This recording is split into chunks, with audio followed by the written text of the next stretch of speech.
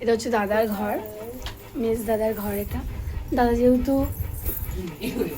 অনেক মানে অনেক পড়াশোনা করেছে, বাই প্রফেশন করে চাকরি করে এখন। দাদার এখানে সমস্ত বই আছে, দাদা প্রচণ্ড বই পড়তে ভালোবাসে। এটা দাদার ঘর, বনি এখানে বসে আছে। তো দেখো এটা কিন্তু মাটির বাড়ি।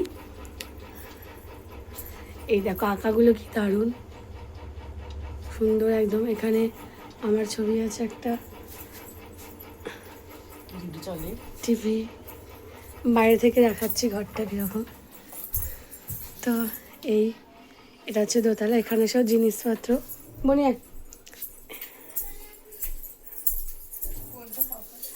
এটা একটা রুম।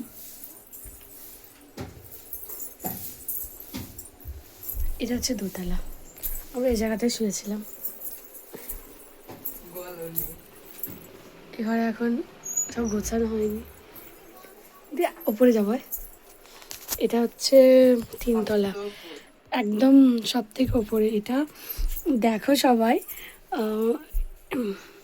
এখানে কেউ থাকে না যদিও বা, এটা গোডাউন আর একদিকে ঠাকুর থাকে। ও মাগো, সিঁড়ি অনেক বছর পর উঠছি, আই থিঙ্ক আমার মনে হয়। বাবা, এখানে সব জিনিসপত্র থাকে, কি গরম এই জায়গাটা। আর এখানটাতে ঠাকুর আছে। নামছা, বেশি দূর উঠলাম না। এটা ওপরটা, বাবা ভয় লাগছে প্রচুর।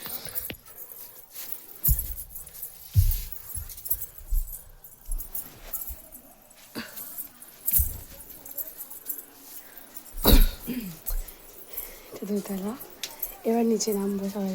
বন্ধ করেছিস পাখাগুলো? তো এটা হচ্ছে সিঁড়ি, দেখো হাতগুলোর কি অবস্থা।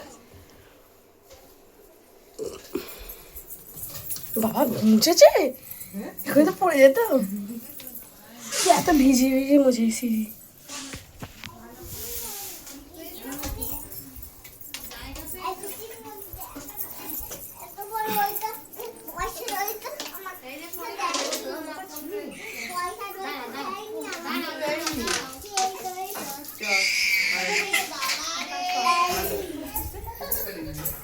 যখন বাচ্চাদের ঘর একদম বলা যেতে পারে, অনেক বাচ্চা আছে এখানটা।